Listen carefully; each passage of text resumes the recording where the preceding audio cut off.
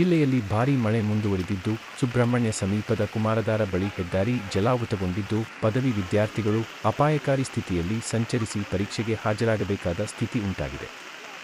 Mangaluru university semester ಪರೀಕ್ಷೆ ನಡೆಯುತ್ತಿದ್ದು, ಮಳೆ ಕಾರಣ ಪರೀಕ್ಷೆ ಮುಂದೂಡಿಕೆ ಆಗಿರಲಿಲ್ಲ. ಪರಿಣಾಮ ಪಂಜ ಭಾಗದಿಂದ ಸುಬ್ರಹ್ಮಣ್ಯ ಕೆಎಸ್ಎಸ್ ಕಾಲೇಜಿಗೆ ಪರೀಕ್ಷೆ ಹಾಜರಾಗಲು ಬರುವ ವಿದ್ಯಾರ್ಥಿಗಳು ಜಲಾವೃತಗೊಂಡ ರಸ್ತೆಯಲ್ಲೇ ಸಂಚರಿಸಿ ಪರೀಕ್ಷಾ ಕೇಂದ್ರಗಳತ್ತ ಬಂದಿದ್ದಾರೆ.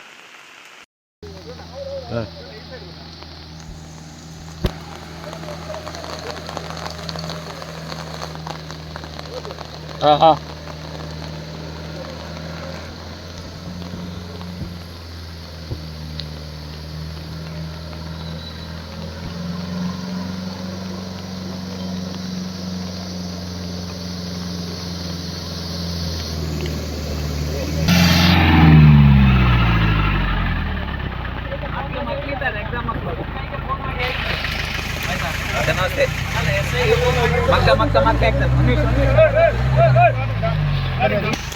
ನೀವೀಗ ಬಂದಿದೆ ಎಕ್ಸಾಮಿಗೆ. ನೀವು ಮಧ್ಯಾಹ್ನ ಎಕ್ಸಾಮ್ ಇದೆ, ಸೆಮಿಸ್ಟರ್ ಎಕ್ಸಾಮ್. ಬರುವಂತ ನಿಮಗೆ ತೊಂದರೆ ಏನಾದರೂ ಆಯ್ತಾ? ಇಲ್ಲಿ ಏನಾಯ್ತು, ಹೇಗೆ ಬಂದ್ರಿ ಎಂಬುದರ ಬಗ್ಗೆ ಹೇಳಿ.